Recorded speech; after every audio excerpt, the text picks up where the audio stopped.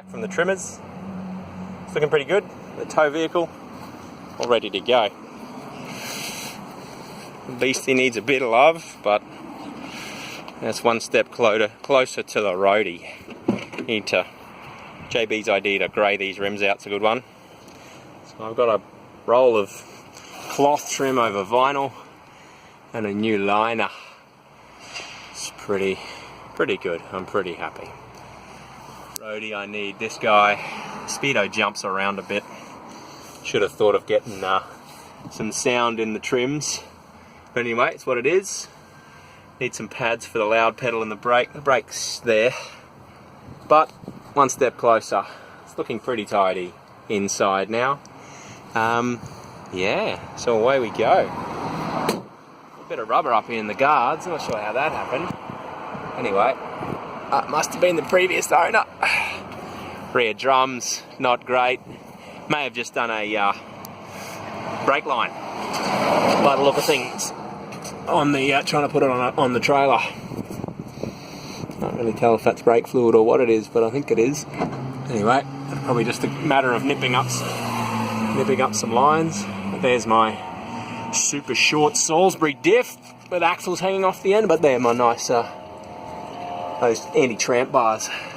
Means these leaf springs will probably have a bit of life.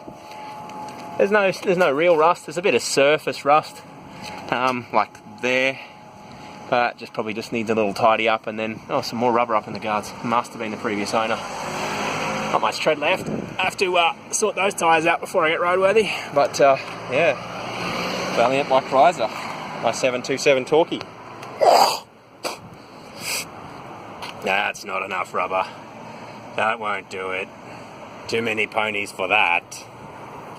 Anyway, all a bit of fun. That exhaust system's a fucking mess. Look at it. It's an absolute bitzer.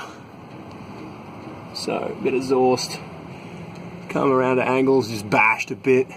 Flange there, donut there. Hot dog. It's a bit of a schlap together. So yeah, I need to get under there. That exhaust will probably pass roadworthy because it doesn't leak. It doesn't move around too much. Some number plates on there. It's nice and cool. That's safe enough. That's not going anywhere. Happy days. Exhaust, full roadworthy, done. Need some mud flaps. Gonna work out what that is leaking. Probably brake fluid. Little gas filler.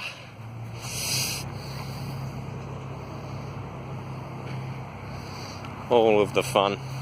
It's probably roadworthy to have this funny bonnet pop off the side, not in the cabin, but eventually, because of all the go fast parts, I'll probably have to get a proper bonnet pop inside. But there's a jacket water heated vaporizer, which I just don't like. LPG tank, when's that expire? That's another inspection that needs to be done for roadworthy. 03, that's going to need to be certified. That's a Mopar distributor at the back there. And there's my gunky radiator. That was full of sludge when I overheated 4 times on the way home from the airport to home. Need to nip some bolts up. There's a Magnum motor, not a Hemi motor, which is a bit newer. Imported from the States. So there's the funny setups going on here. That's part of the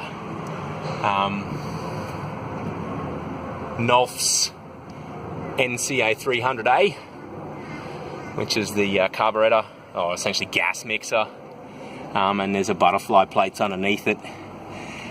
So that thing's a bit of a bottleneck. It's good for about 230 horsepower, whereas the rest of the package, depending on the compression in these heads, should be good for about 300, give or take.